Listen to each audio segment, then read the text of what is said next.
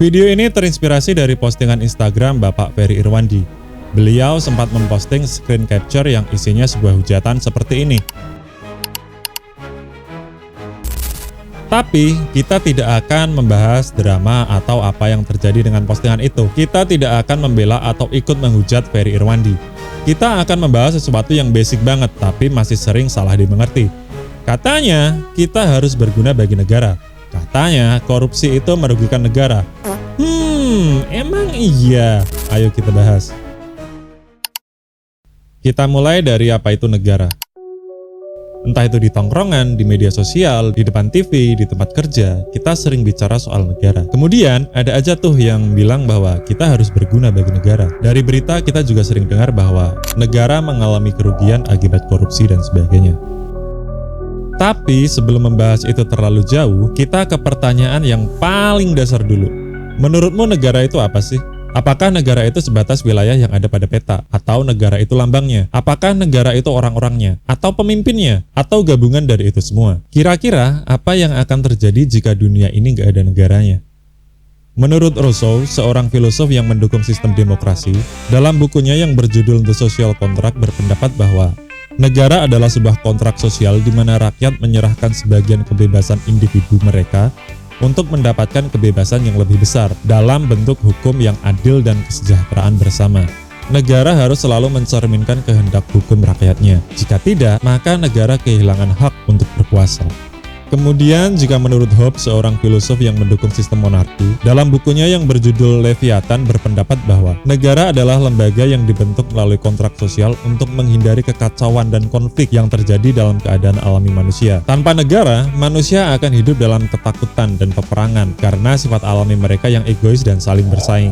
Yang ketiga, menurut John Locke, seorang filosof yang mendukung liberalisme, dalam bukunya berpendapat bahwa negara dibentuk melalui kontrak sosial untuk melindungi hak-hak alami manusia, yaitu hidup, kebebasan, dan properti. Awalnya manusia hidup dalam keadaan alamiah, di mana mereka bebas tetapi rentan terhadap konflik, sehingga mereka sepakat untuk mendirikan pemerintahan yang sah berdasarkan persetujuan rakyat, bukan kekuasaan absolut.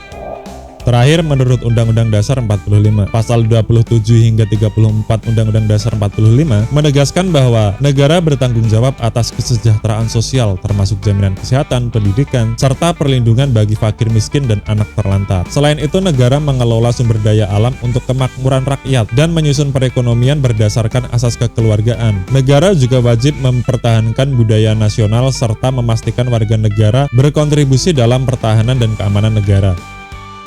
Jadi, mungkin bisa disimpulkan bahwa negara adalah kesepakatan bersama atau kontrak sosial untuk menjamin dan melindungi keamanan, kesejahteraan, kebebasan rakyatnya, dan seterusnya. Bisa sama-sama kita pahami juga bahwa ide membuat negara ini bertujuan demi kebaikan bersama, seminimalnya seperti itu. Sekarang kita lanjut ke bab 2. Apakah kita harus berguna bagi negara? Selama ini kita sering dengar kalau rakyat itu harus berguna bagi negaranya, demi kemajuannya, demi kemakmurannya, dan sebagainya. Tapi coba pikir lagi deh, kalau dari kesimpulan bab 1 tadi, negara adalah kesepakatan bersama demi kepentingan rakyatnya.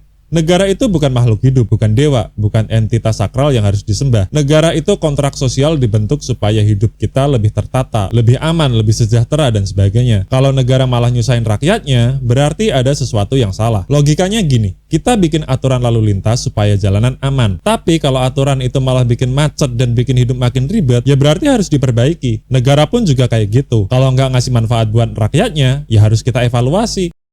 Sebagai warga negara, kita punya hak, dan hak ini bukanlah hadiah dari negara, tapi memang sesuatu yang wajib kita miliki karena kita bagian dari negara itu sendiri. Contohnya seperti hak untuk hidup dan keamanan, hak pendidikan biar rakyatnya cerdas dan bisa hidup lebih baik, hak kesehatan, hak bersuara. Rakyat harus bebas bersuara termasuk mengkritik negara kalau ada yang salah. Kemudian hak ekonomi, negara harus bikin kebijakan yang bikin rakyatnya bisa cari nafkah dengan layak dan sebagainya. Kalau hak-hak itu nggak dipenuhi, berarti ada yang salah. Rakyat bayar pajak tapi negara nggak ngebantu. Itu namanya perampokan legal. Tapi bukan berarti rakyat cuma terima doang. Kita juga punya kewajiban untuk berkontribusi. Dan kontribusi ini sebenarnya bukan untuk kepentingan negara, justru untuk kepentingan kita sendiri. Seperti contoh, kita bisa berkontribusi menjaga keamanan dengan patuh pada hukum yang ada demi kehidupan yang aman, nyaman, dan damai. Kemudian kita juga bisa berkontribusi memilih pemimpin yang berkualitas, ya kalau ada, dengan mengikuti pemilu. Kita juga bisa berkontribusi memutar roda perekonomian dengan jajan di angkringan atau beli momogi di warung terdekat. Walaupun momogi sekarang kecil banget, tapi ya udahlah ya. Kita juga bisa berkontribusi dalam pembangunan dengan membayar pajak. Tapi gimana kalau pajak dikorupsi? Apakah negara akan rugi? Kita bahas di bab berikutnya. Jadi kesimpulannya adalah kita bisa berkontribusi, tapi justru negara yang harus berguna bagi rakyatnya, bukan rakyat yang harus berguna bagi negaranya. Karena negara ada itu demi kepentingan rakyatnya, bukan sebaliknya. Jadi nanti kalau ada yang bilang rakyat harus berguna bagi negara, kita kerutkan dahi terus bilang, emang iya.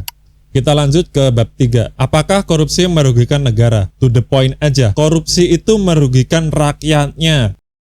Sampai sekarang saya masih penasaran dengan diksi merugikan negara. Kenapa media dan pemerintah memakai diksi itu? Apakah ini sebuah penyederhanaan kalimat supaya lebih mudah dipahami? Kayak contohnya gini, misal negara mengalami kerugian 1.000 triliun akibat korupsi. Emang iya itu lebih mudah dipahami daripada menggunakan kalimat rakyat mengalami kerugian 1.000 triliun akibat korupsi. Gini loh, ketika orang berkata korupsi merugikan negara, seolah-olah negara adalah korban utama. Tapi sebenarnya yang paling menderita akibat korupsi adalah rakyatnya. Negara sebagai sistem tetap bisa berjalan, tapi rakyatlah yang merasakan dampaknya secara langsung. Fasilitas publik memburuk, harga barang naik, kesenjangan sosial makin lebar, dan kesempatan hidup layak makin sulit didapatkan. Jadi, mari kita luruskan. Korupsi bukan hanya merampas uang negara, tapi lebih kepada menghancurkan kehidupan rakyatnya. Akibat korupsi, kas negara jadi bocor dan kita harus menanggungnya. Contoh, pajak jadi lebih tinggi, karena ketika anggaran bocor, menaikkan pajak bisa menjadi salah satu solusi. Kemudian harga kebutuhan naik, subsidi yang dikorupsi menyebabkan harga BBM, listrik, harga pokok jadi melonjak. Kemudian layanan publik yang memburuk dan sebagainya. Sebenarnya, salah satu dampak paling berbahaya dari korupsi adalah hilangnya kepercayaan rakyat terhadap negara, dan mungkin sekarang itu sudah terjadi. Pejabat dan pengusaha berlaga bukan untuk menyejahterakan rakyat, tapi untuk menggasak uang rakyat. Akibatnya banyak banget, mulai dari orang yang nggak mau membayar pajak, birokrasi makin berantakan, investor takut menanam modal, bahkan mungkin bisa sampai terjadi ketidakstabilan sosial seperti zaman 98. Jadi kesimpulannya adalah korupsi itu merugikan rakyat. Mungkin akan ada beberapa orang yang berargumen bahwa korupsi juga merusak kapasitas negara. Yaitu benar, negara bisa kehilangan efisiensi, daya saing, dan bahkan bisa runtuh jika korupsi terlalu parah. Tapi perbedaannya adalah negara sebagai sistem melalui pemerintah tetap bisa mencari cara bertahan, entah itu dengan menaikkan pajak atau mencari pinjaman dari luar negeri dan sebagainya. Sementara rakyat, mereka tidak punya opsi sebanyak itu. Mereka hanya bisa menerima kondisi tanpa bisa melakukan apapun. Indonesia is dark. Some say everything's fine. Kids run around in front of the TV while fathers watch in silence. Does he understand? Maybe not. Is he foolish? Not really, his mind is just tangled. Hearing his wife shout, oil is gone, rice is running low.